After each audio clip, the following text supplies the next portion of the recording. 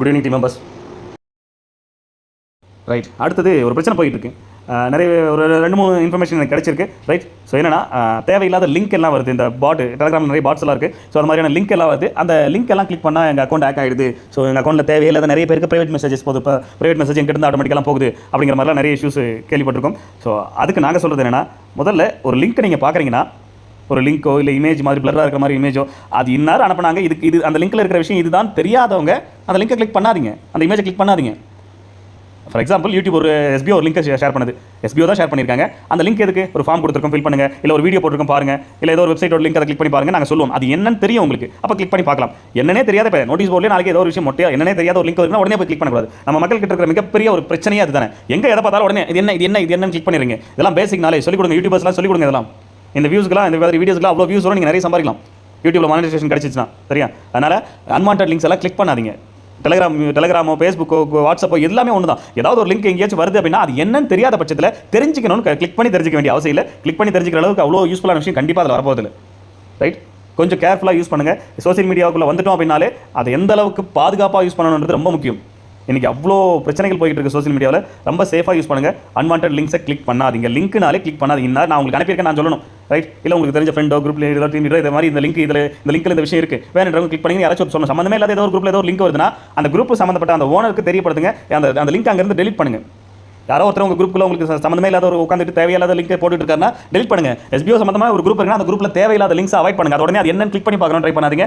நிறைய மோசடிகள் போயிட்டு இருக்கு. ஓகே, அதனால் சேஃபாக யூஸ் பண்ணுங்கள். இன்டர்நெட்டை யூஸ் பண்ணுறது ரொம்ப சேஃபாக யூஸ் பண்ணணும். இன்டர்நெட்டில் ஆக்கவும் முடியும், அழிக்கவும் முடியும். உட்காந்த இடத்துலேருந்து எல்லாமே பண்ண முடியும். அது எந்த அளவுக்கு நீங்கள் சேஃபாக யூஸ் பண்ணுறது உங்கள் கையில் தான் இருக்குது. சொல்லிக் கொடுக்குறாங்க, எவ்வளோ சொல்லிக் கொடுக்குறாங்க விஷயம் இல்லை, நீங்கள் எந்த அளவுக்கு சேஃபாக யூஸ் பண்ணுறது இம்பார்ட்டன்ட். ஓகே, அதுக்கேற்ற மாதிரி சேஃபாக பயன்படுத்துங்க அப்படிங்கிறது எங்களோட ரிக்வஸ்ட். தெரிஞ்சுங்க, இது ரிலேட்டடாக தெரிஞ்சுங்க. யூடியூபர்ஸ் அத்தனை பேர் எனக்கு தெரிஞ்ச ஒரு 2000 சேனல் இருக்குது எஸ்பிஓவில் ஒர்க் பண்ணுறவங்க கிட்ட எல்லாருமே போடலாம்.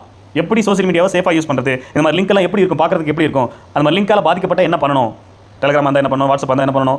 ரைட், ஸோ நம்ம மொபைல் ஹேக் ஆகிருக்குன்னா எப்படி பார்க்குறது, அன்வான்ட் ஆப்ஸ் எல்லாம் இருக்கான்னு பார்க்குறது எப்படி, அன்வான்ட் ஆப்ஸ்லாம் எப்படி அன்இன்ஸ்டால் பண்ணுறது, நம்ம மொபைலில் அன்வான்ட் ஆப்ஸ்லாம் இன்ஸ்டால் ஆகாமல் இருக்க என்ன பண்ணணும், இதெல்லாம் நிறைய விஷயங்கள் சொல்லிக் கொடுக்கலாம். யூடியூப் சேனல் வச்சுட்டு என்ன பண்ணிட்டு இருக்கீங்க? ரைட், எப்போ பார்த்தாலும் பார்ட் டைம் அது முன்னாடியே ஓடுவீங்களா என்ன? நீங்கள் பார்ட் டைம் ஜாப் 100 கம்பெனி நீங்கள் பார்க்குறீங்கன்னா அதில் ஒரு கம்பெனி கரெக்டான கம்பெனி கண்டுபிடிக்கிறதே பெரிய விஷயம். அப்போ அங்கே நிறைய ஃபேக் இருக்குது. அது பின்னாடி ஓடிட்டு இருக்காங்க உங்கள் சேனல் வச்சுக்கிட்டு. யூடியூப்பில் நல்ல கண்டென்ட் உங்களை நம்பி வரவங்களுக்கு கரெக்டான கண்டென்ட் கொடுக்கறதுக்கான வேலைகள் பாருங்கள். அது அவ்வளோ யூஸ்ஃபுல்லாக இருக்கும். உங்களுக்கு நாளைக்கு ஃபியூச்சரில் கண்டிப்பாக அது கை கொடுக்கும். யூடியூப் சேனல் இன்றைக்கி அவ்வளோ ஒரு பெரிய பிளாட்ஃபார்ம். அதன் மூலியமாக சம்பாதிச்சவங்க லட்சக்கணக்கான கோடிக்கணக்கான சேனல்ஸ் இருக்குது. அதில் நீங்களும் ஒருத்தராக எப்படி சம்பாதிக்கணும்னு யோசிங்க. உட்காந்துட்டு நம்ம யூடியூப் சேனல் வச்சிருக்கோம், நம்ம வந்து பார்ட் டைம் ஜாப் பற்றி எதனா ஒரு பார்ட் டைம் ஜாப் பற்றி போடுவோம். நமக்கு டேரக்ட் ஜாயினிங் எவ்வளோ வருது அதை வச்சு சம்பாதிக்கலாம். அவன் எக்கெடுக்கிட்டு போனால் எனக்கு என்ன கிடக்குது? நாம வந்த வரைக்கும் லாபம் சம்பாதிக்கலாம். நமக்கு வியூஸ் வரணும். முதல்ல வியூஸ் வரணுன்றதுக்காக எதையும் பண்ணாதீங்க. நீங்கள் கொடுக்குற கண்டென்ட்டை எந்த அளவுக்கு உண்மைத்தன்மையோட குவாலிட்டியான கண்டென்ட் கொடுக்க பாருங்க. நீங்கள் கொடுக்கக்கூடிய ஒவ்வொரு இன்ஃபர்மேஷனும் குவாலிட்டியான இன்ஃபர்மேஷனாக இருக்கணும். அது ஆட்டோமேட்டிக்காக வியூஸ் வரும். வியூஸ் வரணுன்றதுக்காக வீடியோ போடாதீங்க. புரியுதுங்களா? ரைட், நம்ம கொடுக்கக்கூடிய விஷயம் கரெக்டாக இருந்ததுன்னா வியூஸ் ஆட்டோமேட்டிக்காக வரும், சப்ஸ்கிரைப் ஆட்டோமேட்டிக்காக வரும்.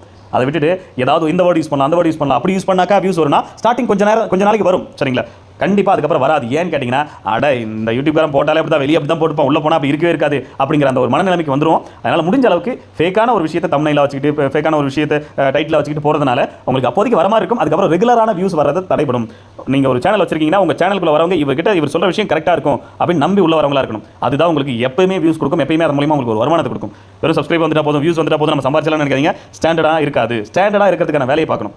ஏன்னா நாங்கள் இப்போ அதை பண்ணிட்டு இருக்கோம். எஸ்பிஓ எப்படி ஸ்டாண்டர்டாக கொண்டு போகணும், அதனால் உங்களுக்கு நாங்கள் சொல்கிறோம். அவ்வளோதான். ஓகே, ஸோ ஆன்லைனை சேஃபாக ப்ரௌஸ் பண்ணுங்கள், சேஃபாக யூஸ் பண்ணுங்கள். அது எதுவாக இருந்தாலும் சரி, மொபைலை தொட்டுட்டாலே நீங்கள் சேஃபாக இருக்கணும். மொபைல் நீங்கள் யூஸ் பண்ணுறீங்க, ஒரு ஆண்ட்ராய்ட் ஃபோன் யூஸ் பண்ணுறீங்கனாலே உங்களை சுற்றி 40 பேர் பார்த்துட்டு இருக்காங்கன்னு அர்த்தம்.